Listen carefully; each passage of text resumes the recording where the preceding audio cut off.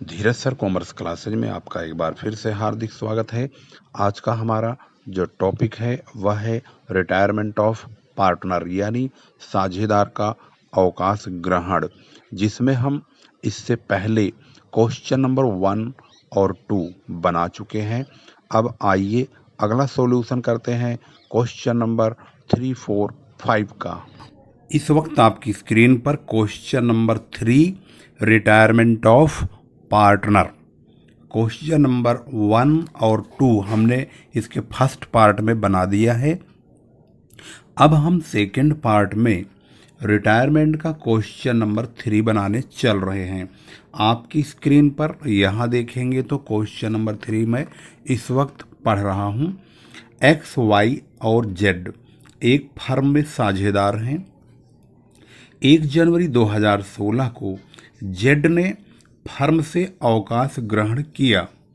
सब आवश्यक समायोजनों के पश्चात जेड का फर्म की ओर 9,900 रुपये निकलता था।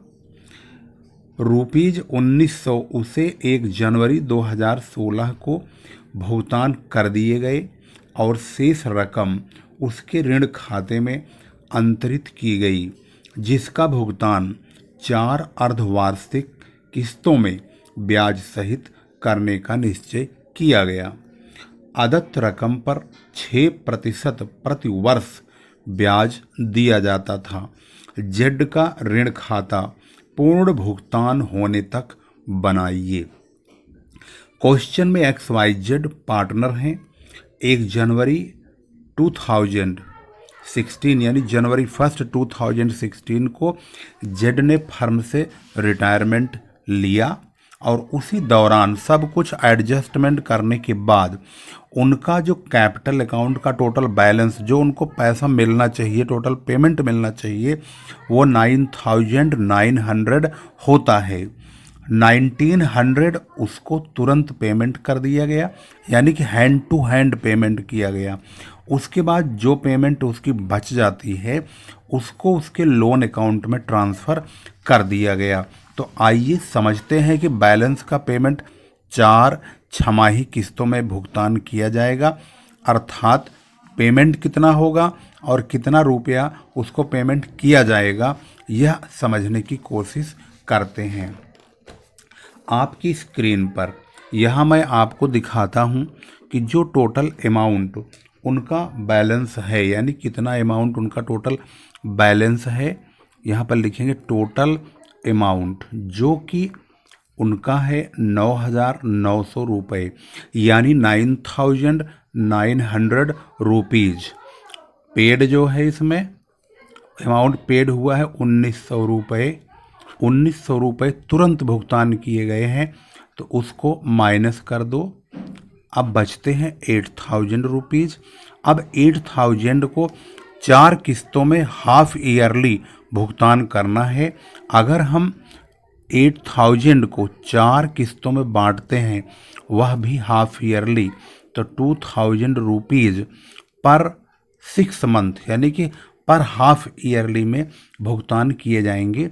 साथ में हम इसका ब्याज भी इसमें जोड़ के इसको भुगतान करेंगे। क्वेश्चन में कहा गया है 6% प्रति वर्ष, यानी पर एनम है ये। अगर ये 6% पर एनम है तो हाफ ईयरली अगर निकालना होगा तो हाफ ईयरली का कितना बैठेगा, 3%। तो हाफ ईयरली का जो इंटरेस्ट हम पे करेंगे वह 3% पे करेंगे। तो आइए समझते हैं जेड का लोन अकाउंट। तो जेड का लोन का जो बैलेंस है, जो जेड के कैपिटल अकाउंट से ट्रांसफ़र होकर आएगा, वह यह 8,000 रुपीज़ आएगा 1 जनवरी 2016 को। यहाँ लिखेंगे, देखेंगे आप स्क्रीन पर, जेड्स लोन अकाउंट बिल्कुल बेहतरीन तरीके से 1 जनवरी 2016 को by Jades capital account 8,000 rupees. इस पर हम 6 महीने का ब्याज 30 जून को लगाएंगे। 30 जून को 6 महीने पूरे हो जाते हैं, तो हम 8,000 पर 3%, 6% नहीं, 6% 1 साल का है, तो 3% 6 महीने का लगाएंगे, तो 8,000 गुणा 3/100, तो वो हो जाएगा 240 रुपये। अगर दूसरे तरीके से लगाना चाहें तो 8,000 गुणा 6/100 इंटू 6/12 भी करेंगे तो यही आएगा। तो हमने 6% को सीधा 1 साल के बजाय 6 महीने का बना लिया तो 3% कर दिया। तो 8,000 का 3% 240 रुपये हुआ। अब जब मिस्टर जेड को पेमेंट पहली किस्त का जाएगा 30 जून को, तो यहाँ देखेंगे तो 2,000 रुपये तो इनका फिक्स ही है। तो 2,000 में ये 240 रुपये और जोड़ दिए जाएंगे ब्याज के। तब इनको हम 30 जून को जो भुगतान करेंगे, आप देखेंगे तो 30 जून 2016 को हम यहाँ लिखे हैं टू बैंक अकाउंट 2,240 रुपये। ये पेमेंट होगा पहली इंस्टॉलमेंट का, यानी कि फर्स्ट इंस्टॉलमेंट का। अब 31 दिसंबर को, अब ये जानना बहुत ज़रूरी है, 31 दिसंबर को ब्याज किस रकम पर लगेगा, यह वर्किंग समझते चलिए। जब आपके पास 8,000 रुपये था तो इसमें से हमने 2,000 का भुगतान ब्याज सहित कर दिया, यानी इसका जो 240 का ब्याज था वो भी कर दिए तुरंत हैंड टू हैंड, और 2,000 रुपये भी कर दिए। तो जो मूल अमाउंट है वह 8,000 का लोन है, उसमें से 2,000 का लोन हमने चुकता कर दिया। अब जो लोन बचा है वो 6,000 का बचा है। फिर हमने अगली छमाही में फिर हमने इसमें से 2,000 रुपये निकाल दिए। तो अब हमारे पास अगली साल 4,000 रुपये बचेंगे। जब हम इसकी वर्किंग करेंगे तो ध्यान से देखेंगे तो जो हम ब्याज निकालेंगे, निकालने वाले ब्याज के बारे में आपको जानना बहुत आवश्यक है। 8,240 रुपये में से हमने 2,240 रुपये निकाल दिया तो हमारे पास बचा 6,000 रुपये। अब हम 30 जून को इसका भुगतान करेंगे तो हमारे पास 6,000 रुपये बचेंगे। सावधानी से समझिए, अच्छी तरह समझिए। उस 6,000 पर हम 30 जून के बाद 1 जुलाई से लेकर 31 दिसंबर तक 6 महीने का वह ब्याज फिर हम 6,000 पे 3% से लगाएंगे। 6,000 यानी 6,000 इंटू 3/100, 6 महीने का 180 रुपये होगा।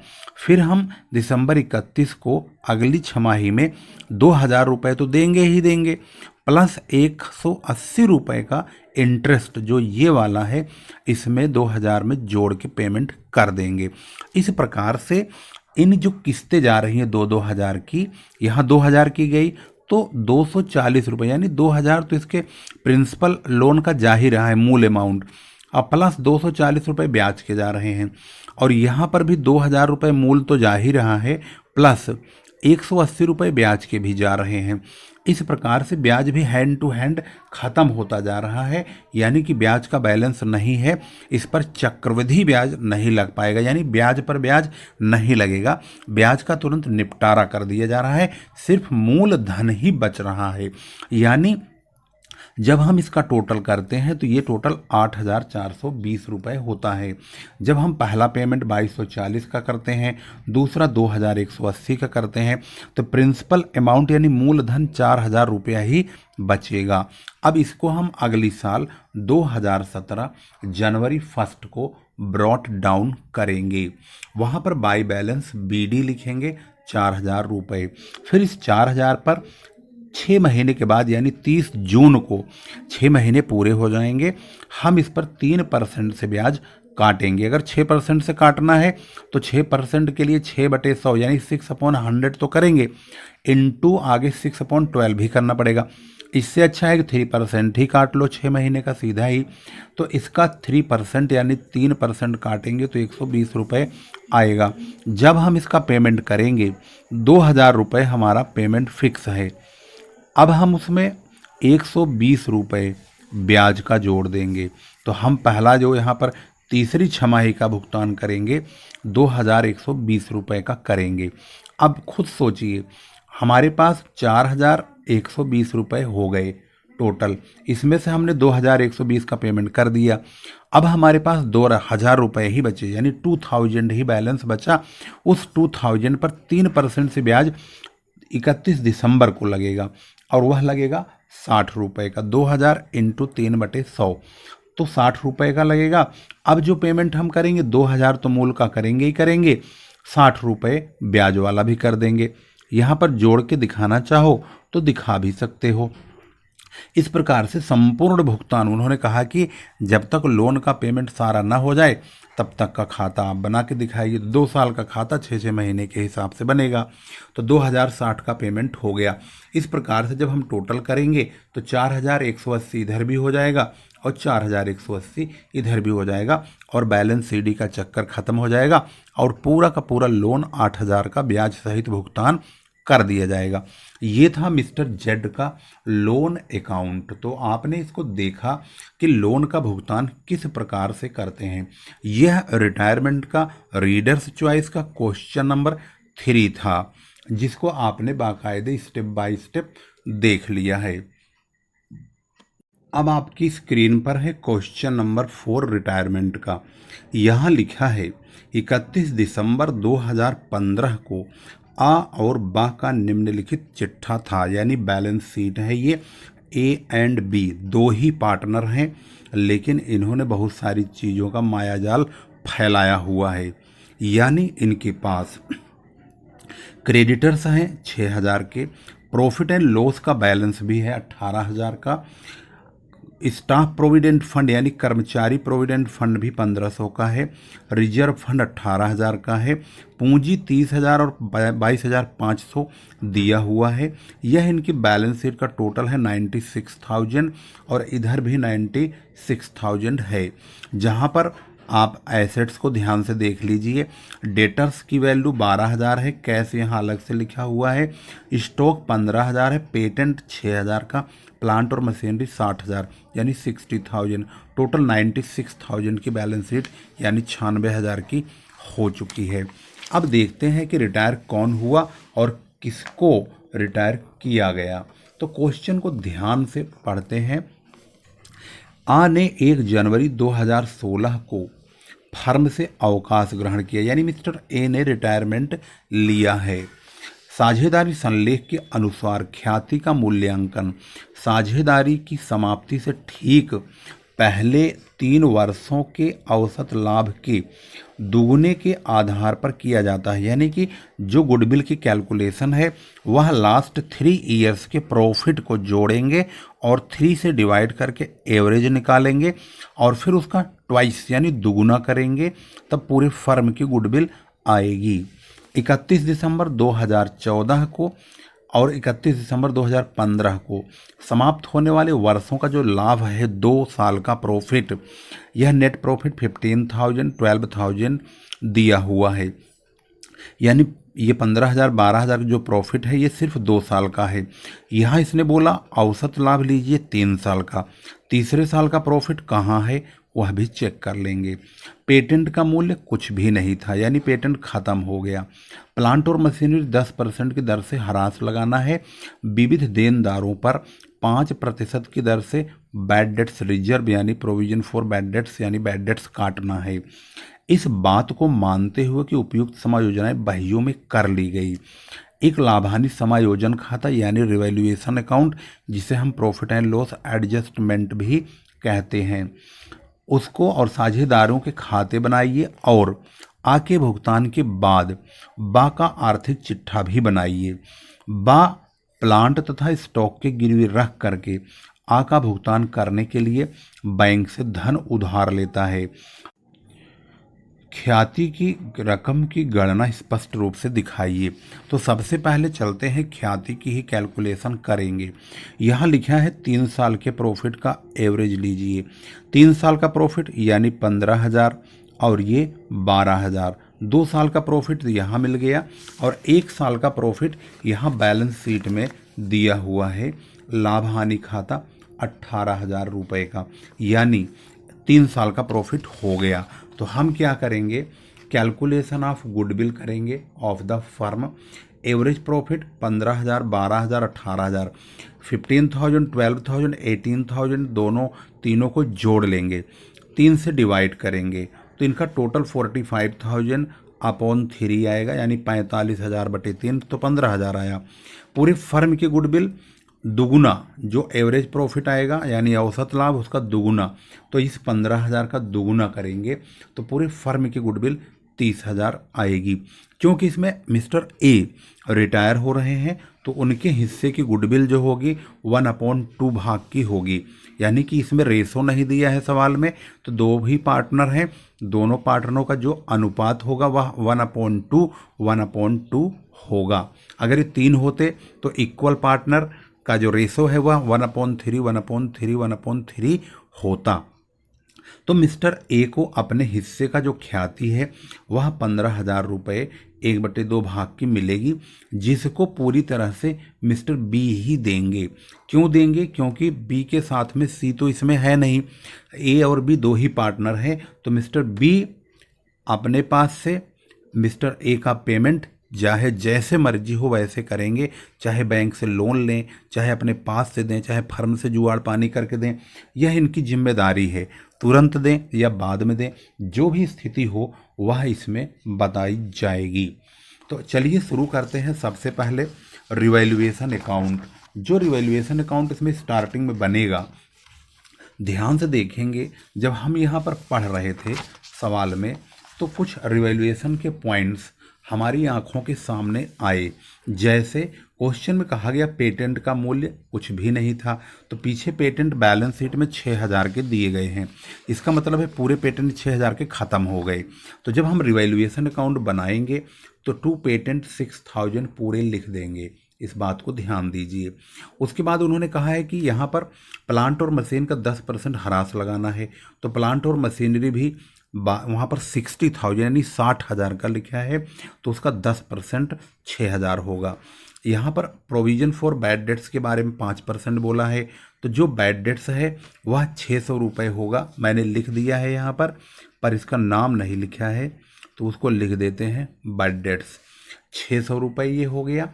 तो कुल मिलाकर के किसी भी एसेट्स का दाम बढ़ा नहीं है, सब का दाम घट गया है। तो यहाँ पर कुल घटा हुआ मूल्य देखेंगे तो 12,600 रुपये हुआ, जो कि अपने आप में सभी संपत्तियों के घटने से लॉस हो गया है। अब 12,600 जब बांटेंगे तो by loss transferred to A's capital account, B's capital account, दोनों को हाफ हाफ दे देंगे, यानी कि आधा आधा दे देंगे और दोनों तरफ इक्वल लिख देंगे। इसके बाद पार्टनर्स कैपिटल अकाउंट बनाएंगे। पार्टनर्स कैपिटल अकाउंट बनाने के लिए उसमें देखा जाएगा कि मिस्टर ए को कितना भुगतान किया जाएगा। जब हम पार्टनर्स कैपिटल अकाउंट बनाएंगे तो सबसे पहले यहाँ देखेंगे partners capital account by balance BD. हम पुरानी कैपिटल को यहाँ लिखेंगे सबसे पहले। कभी कभी बच्चे इसको नीचे लिख देते हैं, कभी बीच में लिख देते हैं, ऐसा नहीं होना चाहिए। हम जिसका अकाउंट बनाते हैं उसका बैलेंस सबसे पहले, जिस साइड का भी बैलेंस होता है उसे सबसे पहले लिखते हैं। तो यहाँ पर बाई बैलेंस बीडी हम कैपिटल का बैलेंस लिखेंगे, ए का और बी का 30,000 22,500 रुपये। इसके बाद यहाँ देखेंगे तो लाभ हानि खाता यानी प्रॉफिट एंड लॉस अकाउंट दिया है 18,000 का, रिजर्व फंड भी 18,000 का है। ये प्रॉफिट का जो हिस्सा है और रिजर्व का हिस्सा है ये दोनों पार्टनरों में इक्वल बांट देंगे। 9,000 रुपये प्रॉफिट का ए को और 9,000 बी को देंगे। ऐसे ही रिजर्व का भी 9,000 रुपये दे दिया जाएगा। यहाँ पर एक ख़ास चीज़ है, जब हमने वर्किंग किया था तो वर्किंग में मैंने ये बताया था कि मिस्टर बी का जो हिसाब किताब होगा गुडविल देने का, यहाँ देखेंगे तो ध्यान से समझ जाएंगे। मिस्टर ए यहाँ पर रिटायर हो रहे हैं और उनके हिस्से की जो गुडविल है पूरी तरह से कौन देगा? बी देगा। तो जब हम कैपिटल अकाउंट बनाएंगे तो उसमें इस बी वाले हिस्से को दिखाना ही होगा। तो यहाँ पर लिखेंगे मिस्टर ए के खाते में 15,000 की गुडविल दी जाएगी, लेकिन देगा कौन? बी देगा। तो यहाँ लिखेंगे बाई बीच कैपिटल अकाउंट और ए के खाते में 15,000 रुपये डाल दिया जाएगा।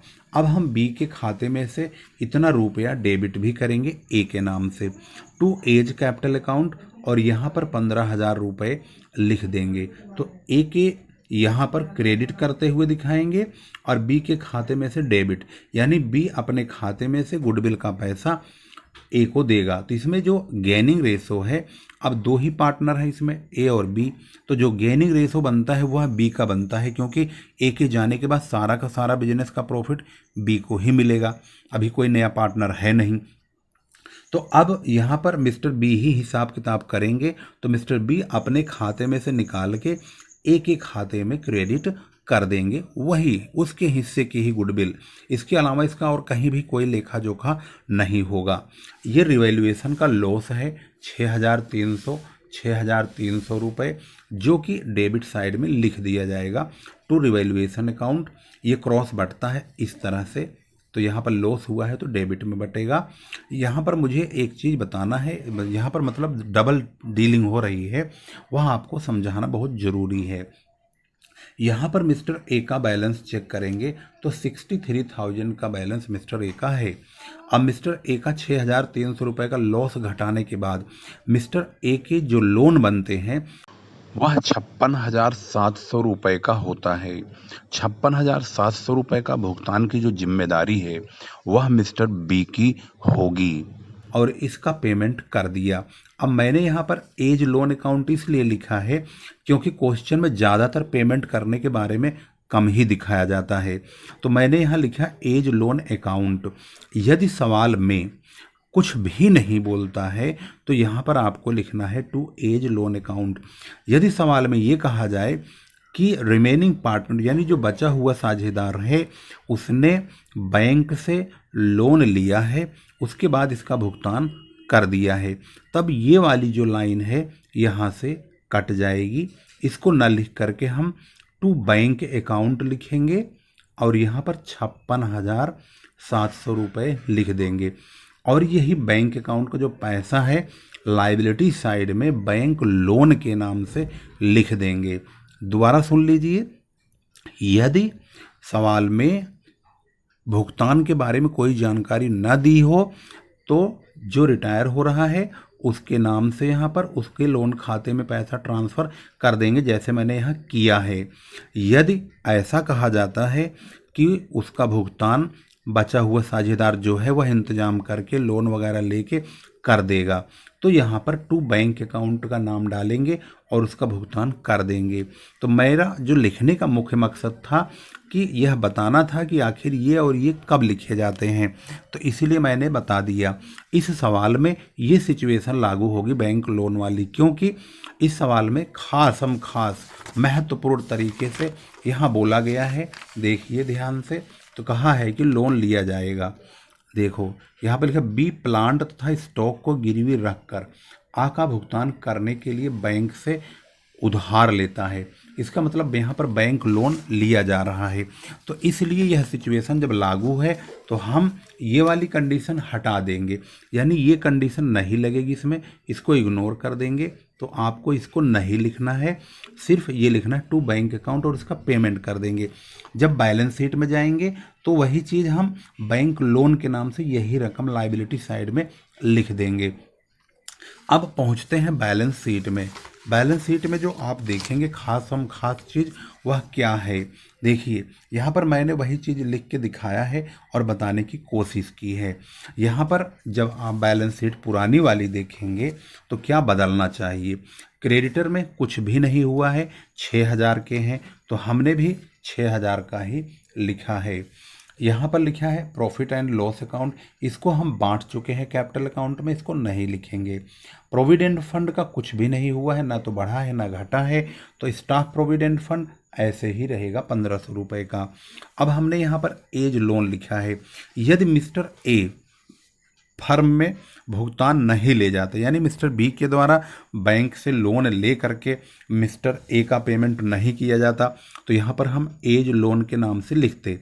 अब क्योंकि यहाँ पर बोला गया है कि उन्होंने बैंक से लोन लेकर उसका पेमेंट कर दिया, तो हमने वहाँ कैपिटल अकाउंट में ए का पेमेंट कर दिया है, तो अब हम यहाँ पर एज लोन न लिख करके बैंक लोन लिखेंगे। क्या लिखेंगे?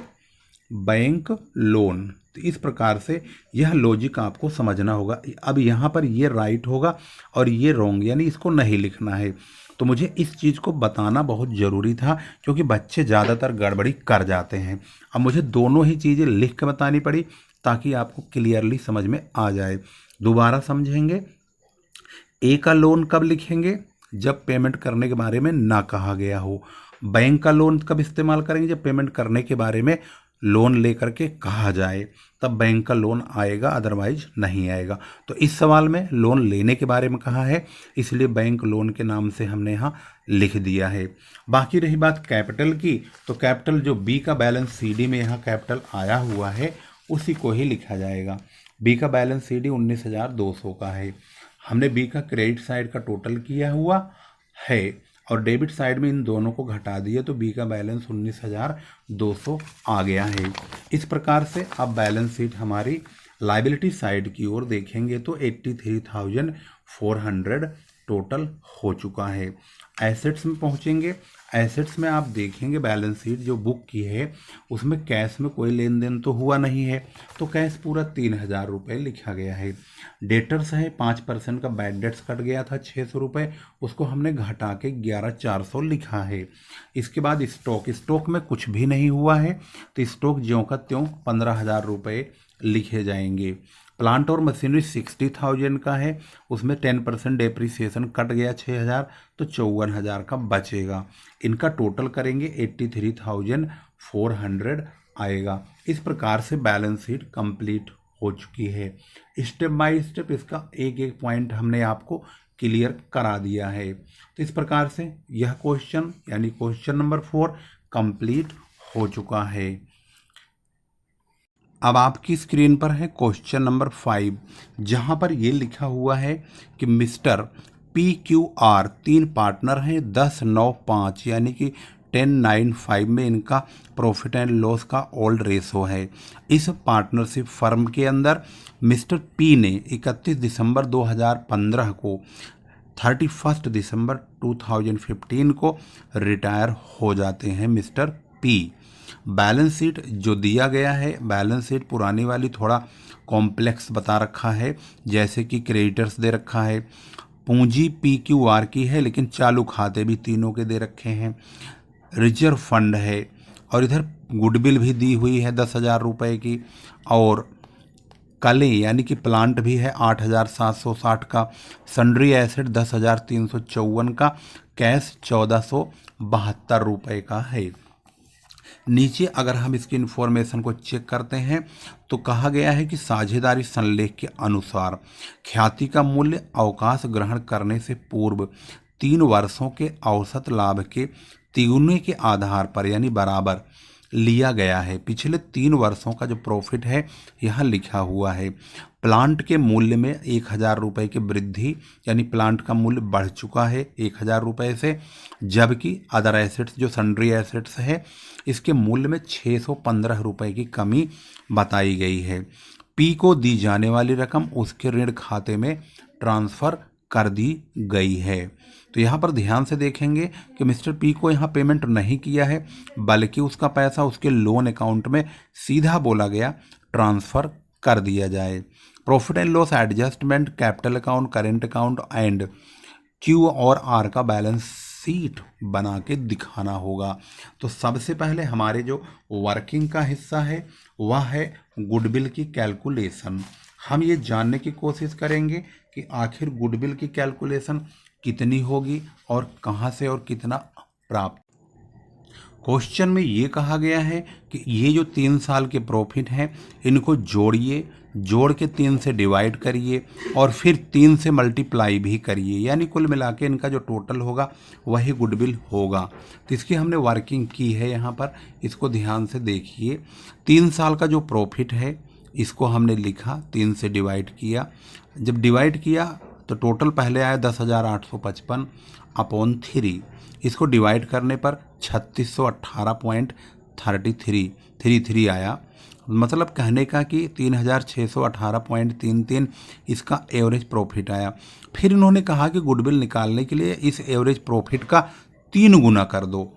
तो हमने गुडविल ऑफ द फर्म निकालने के लिए इसका 3 गुना किया तो 10,855 आ चुका है। इस 10,855 में से मिस्टर P का जो हिस्सा होगा गुडविल का वह ये होगा, यहाँ देखेंगे 10/24, क्योंकि 24 इसका टोटल है। 10, 9, 19 और 5, 24, तो 24 तो 10/24 यानी 10/24, 9/24, 5/24 पढ़ेंगे।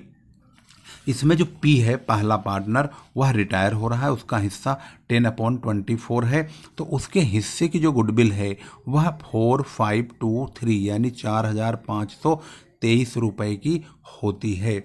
ये जो गुडविल है 4523 रुपये की, इसको क्यू और आर 9 और 5 के रेशो में बांट लेंगे, क्योंकि जब अदर कोई इन्फॉर्मेशन न दी हुई हो तो जो रेशो बचता है रिमेनिंग पार्टनर का, उसी को ही हम न्यू रेशो और उसी को ही हम गैनिंग रेशो भी कहते हैं। तो यहाँ पर यह जान लेना बहुत ज़रूरी है। अगर कोई अदर इन्फॉर्मेशन नहीं है तो रिटायरमेंट होने वाले पार्टनर के जाने के बाद जो रेशो बचता है वही गैनिंग रेशो है और वही न्यू रेशो भी है। तो यहाँ पर ये चला जाएगा पी, तो 9 और 5 बचेगा, यही गैनिंग रेशो भी होगा और यही न्यू रेशो भी होगा। इस बात का ध्यान रखेंगे। और अब देखते हैं कि ये जो 4523 रुपये का गुडविल आया हुआ है पी के हिस्से का, तो उसे contributed by Q and R, उसे क्यू और आर बांटेंगे इस 9 और 5 के रेशो में, इस 9-5 के रेशो में। तो 9 और 5 यही गैनिंग रेशो बन जाएगा, ये गैनिंग रेशो भी है, यही न्यू रेशो भी है। तो 9-5-14, 9/14 और 5/14 यानी 9/14, 5/14 हम 4523 का पी के हिस्से के गुडविल का काट लेंगे। 2908 रुपये मिस्टर क्यू के द्वारा पेमेंट किया जाएगा, गुडविल वाला पैसा, क्योंकि contributed by Q and R यानी रिमेनिंग पार्टनर लोग ही बांटते हैं। रिटायरमेंट वाले की गुडविल को अपने यहाँ डेबिट करते हैं और जो रिटायर होता है उसके खाते में क्रेडिट करते हैं। तो जो आर है उसके हिस्से में 5/14 जाएगा, जो कि 1615 रुपये होता है। इन दोनों का टोटल 4523 रुपये का भुगतान मिस्टर क्यू और आर के द्वारा पी को कर दिया जाएगा। तो चलिए अब इसका step by step revaluation account से शुरुआत करते हैं। आपके सामने स्क्रीन पर मौजूद है रिवैल्यूएशन अकाउंट। जो बोला गया क्वेश्चन में, कलों का दाम 1000 रुपये बढ़ा दिया गया, जो कि यहाँ पर लिखा हुआ है 1000 रुपये की कलों के मूल्य में वृद्धि, प्लांट के मूल्य में बढ़ोतरी हो गई 1000 रुपये से। यही बोला गया 615 रुपये की कमी की गई संपत्ति में, ये संपत्ति है, इसका मूल्य चाहे जो भी हो, लेकिन इस वक्त 615 रुपये की कमी की गई, यानी कम होने वाली रकम परसेंट में न दे करके इन्होंने रकम ही बता दी, इतने रुपए से ही कम कर दो। तो हमने कुछ नहीं देखा, सिर्फ 615 रुपये लिख दिया। 1000 में से 615 घटाया, 385 रुपये आ गया। क्योंकि ये प्रॉफिट हुआ है रिवैल्यूएशन का, तो हम इसको profit and loss adjustment account भी कहते हैं। आप उसका नाम भी यहाँ लिख सकते हैं, ज़रूरी नहीं है कि रिवैल्यूएशन अकाउंट ही लिखें। अगर एग्जामिनेशन में ऐसा बोलता है कि लाभ हानि समायोजन खाता बनाइए, तो इसी का नाम आप बदल करके profit and loss adjustment account लिख देंगे, बस इतनी सी बात है। होता दोनों में एक ही चीज़ है, यही काम होता है, बाकी सब कुछ वही है, कुछ नहीं चेंज करना है। तो अब जो 385 रुपये का प्रॉफिट आया 385 का, इसको हम 10/24, 9/24, 5/24 काट लेंगे। तो इसमें पी का हिस्सा 160 रुपये, क्यू का 144 और आर का 81, यह इनके कैपिटल अकाउंट में ट्रांसफ़र होगा। लेकिन हमने यहाँ पर कैपिटल नहीं लिखना है, क्योंकि ज़्यादातर हम लोगों को कैपिटल अकाउंट ही याद रहता है। तो यहाँ पर कैपिटल के बजाय आपको करेंट लिखना है। यहाँ भी मुझे समझाना था, इसीलिए मैंने कैपिटल लिख दिया। क्या लिखना है यह ध्यान रखेंगे। जब आपके पास करेंट अकाउंट खुला हुआ हो किताब में, तो ये जो प्रॉफिट होता है यह करेंट अकाउंट में ट्रांसफ़र कर दिया जाएगा। अगर यह करेंट अकाउंट का बैलेंस ना इधर हो ना इधर हो, तो हम यहाँ सीधा कैपिटल अकाउंट में ट्रांसफ़र कर देंगे। तो यहाँ पर अब हमने जो बताया है आपको, वह करेंट अकाउंट बताया है। तो क्योंकि करेंट अकाउंट खुला हुआ है, तो आपको करेंट अकाउंट में ट्रांसफ़र करना है। यहाँ पर यह बात समझाने के लिए ही मैंने यहाँ पर कैपिटल अकाउंट लिखा, क्योंकि हमेशा आपको कैपिटल अकाउंट ही लिखना है, लेकिन जब सवाल में करेंट अकाउंट हो तब यहाँ पर आपको करेंट अकाउंट लिखना पड़ेगा। यानी कि आपको इसके बजाय इसको लिखना होगा, पीज करेंट अकाउंट और क्यूज करेंट अकाउंट। ये बात ध्यान रखेंगे। ये जो मैंने लिखा है यह बताने के लिए ही मैंने वहाँ पर भी लोन वाले क्वेश्चन में बताया था फोर्थ में, और वही चीज़ यहाँ पे मुझे बताना था। तो अब आपको मैंने बता दिया है, जब करेंट अकाउंट सवाल में हो तो आप यहाँ करेंट अकाउंट में ट्रांसफ़र करेंगे। अगर यहाँ पर करेंट अकाउंट ना इधर हो ना इधर हो तो करेंट अकाउंट में ट्रांसफ़र ना करके सीधा कैपिटल अकाउंट में ट्रांसफ़र करेंगे और फिर कैपिटल अकाउंट बनाएंगे, करेंट अकाउंट नहीं बनाएंगे। लेकिन इसमें करंट अकाउंट है तो हमें करंट अकाउंट पहले बनाना होगा। पार्टनर्स करंट अकाउंट, इस बात को ध्यान से समझ लेंगे। इसमें करंट अकाउंट का बैलेंस लिखा जाता है, लेकिन कैपिटल का कोई भी बैलेंस नहीं लिखा जाएगा। यानी ये जो कैपिटल है, पूंजी लिखा है PQR की 10,000, 7,000, 5,000, इसको नहीं लिखेंगे। इसके नीचे लिखा हुआ PQR, ये जो लिखा हुआ है लाइबिलिटी साइड है, ये एसेट्स है, तो इसको हम यहाँ लिखेंगे by balance BD brought down में। लेकिन एक बात और ध्यान रखेंगे, यदि यही करंट अकाउंट इधर होता एसेट्स की ओर तो यही बैलेंस BD बाई के बजाय टू बैलेंस BD लिख देते, चाहे P का होता, चाहे Q का, चाहे R का। तो अभी आपने सिर्फ बैलेंस BD समझा है। अब दूसरा पॉइंट है रिवैल्यूएशन का प्रॉफिट, उसको हमने यहाँ ट्रांसफ़र कर दिया। तीसरा नंबर है रिजर्व, देखेंगे 1472 रुपये का है। यह पुराना जमा हुआ पैसा है, इसका लाभ सभी साझेदारों को मिलेगा। 10-9-5 के रेशो में ये बांट दिया जाएगा। इसके बाद P के हिस्से की जो गुडविल है, जिसे हमने पीछे वर्किंग करके दिखाया था, 4523 रुपये को दोनों ने बांट लिया, Q और R ने 2908 रुपये, 1615 रुपये, जो कि मैंने वर्किंग में यहाँ दिखाया था कि यह कंट्रीब्यूशन किस प्रकार से होगा।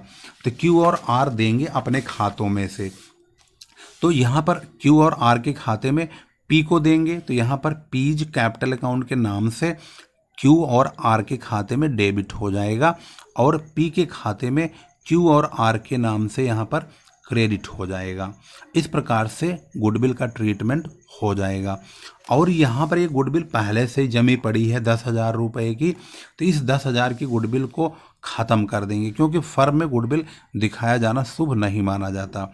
इसलिए गुडविल को यहाँ पर लिखेंगे टू गुडविल के नाम से, और इस 10,000 को हमेशा याद रखेंगे।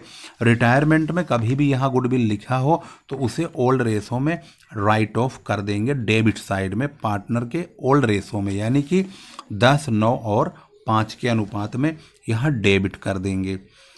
इसके बाद हम करंट अकाउंट का बैलेंसिंग करेंगे टोटल।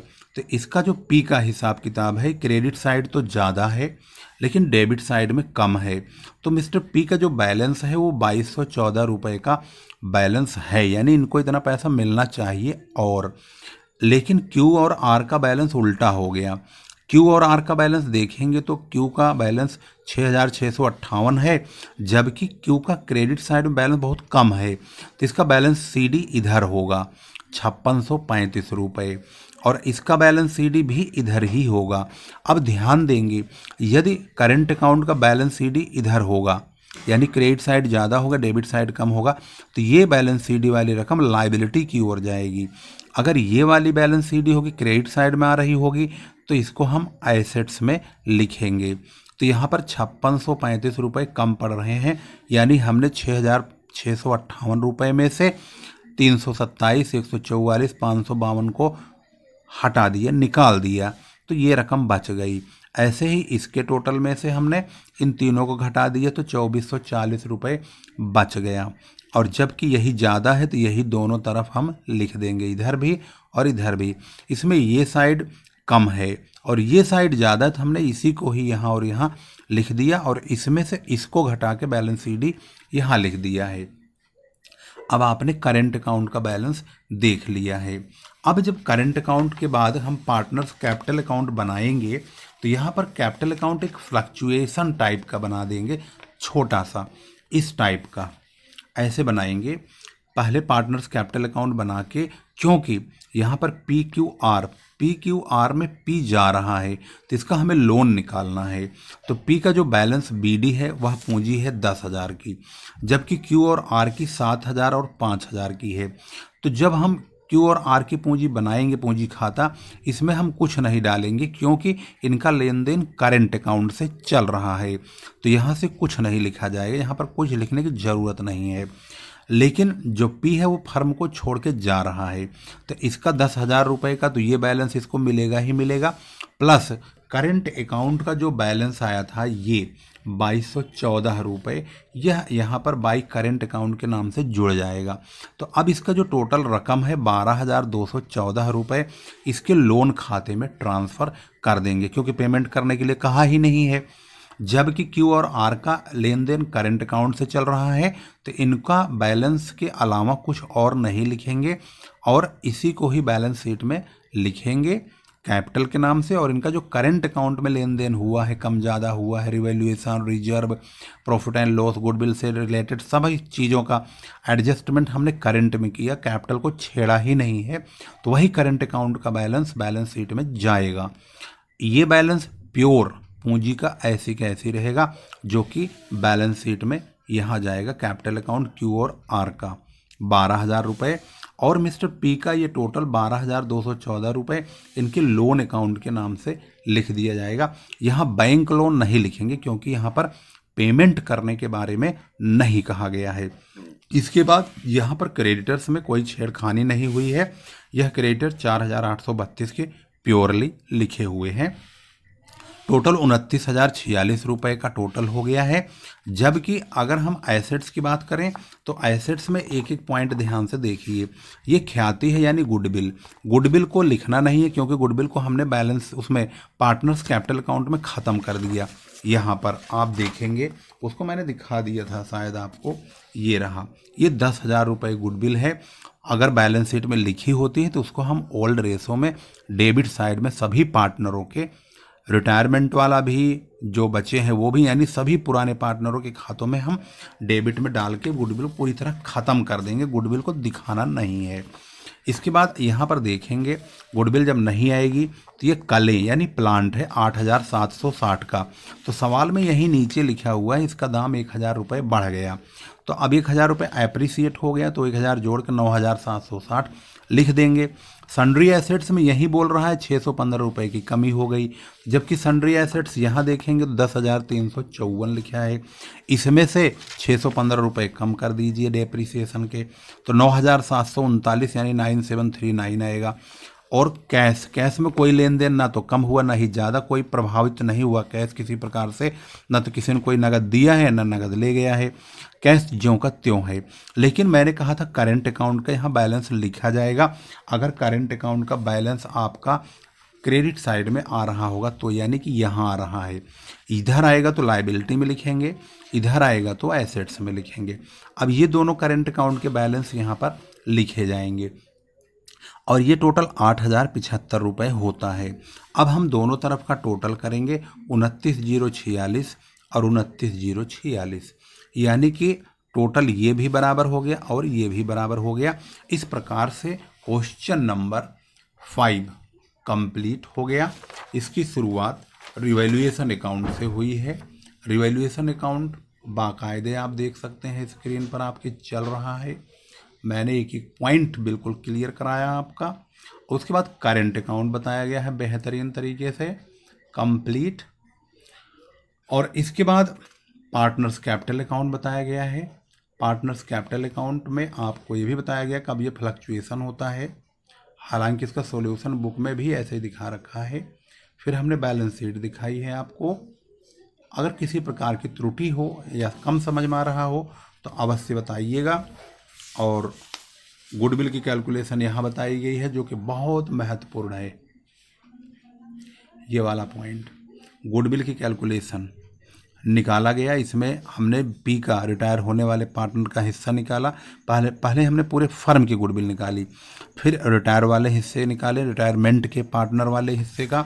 उसके बाद उसके हिस्से की गुडविल को हमने बचे हुए पार्टनर के गेनिंग रेशो में बांट दिया, जिससे कि यह कंट्रीब्यूशन हो जाए, क्योंकि हमेशा जो रिटायर होता है उसके हिस्से की गुडविल को वही लोग बांटते हैं जो बचे होते हैं।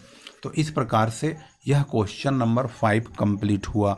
इसी प्रकार की महत्वपूर्ण वीडियोज को पाने के लिए धीरज सर कॉमर्स क्लासेज चैनल को अपना बना लीजिए और इस चैनल को सब्सक्राइब कर लीजिए और लेटेस्ट अपडेट्स कंटिन्यू आपके लिए महत्वपूर्ण मिलती रहेगी, वह भी कॉमर्स से रिलेटेड। मेरी आपसे सिर्फ इतनी रिक्वेस्ट है कि आप इस वीडियो को मैक्सिमम शेयर कीजिए, अधिक से अधिक लोगों तक यह पहुंचनी चाहिए। समझ लीजिए यह एक अभियान है, यह जन जागरूकता अभियान समझ लीजिए, और हर बच्चे को इस वीडियो को पहुंचाइए, क्योंकि यूपी बोर्ड के जो यूट्यूब पे चैनल्स हैं वह बहुत कम मात्रा में है। तो जो ग्रामीण क्षेत्रों में बच्चे पढ़ने के इच्छुक होते हैं, कोचिंग सेंटर की उपलब्धता वहाँ नहीं होती है, तो आपके माध्यम से वहाँ तक यह वीडियो जाएगी और कॉमर्स अपने आप में गांव से शहर तक चारों तरफ फैल जाएगा। हर बच्चा कॉमर्स के बारे में अच्छी तरह से जानकारी ले लेगा, सिर्फ आपकी एक पहल से। फिर लेकर आएंगे एक नई वीडियो जो होगी खास आपके लिए महत्वपूर्ण। तब तक के लिए नमस्कार, जय हिंद, जय भारत।